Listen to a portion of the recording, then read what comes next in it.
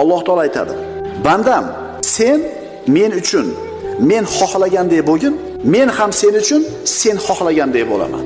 Senga nima foydali ekanini menga gapirma.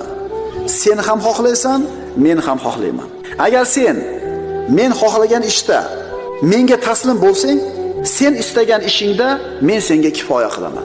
Men aytganda qabul deyapti. Qolgan ishingni meni zimmamga yuklab qo'y deyapti. Tushunarlimi?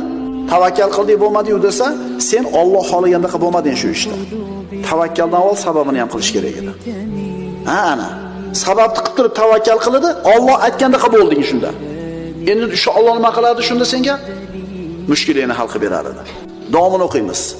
Agar men xohlagan ishda menga taslim bo'lmasang, sen xohlayotgan ishda seni mashaqqatga solib qo'yaman.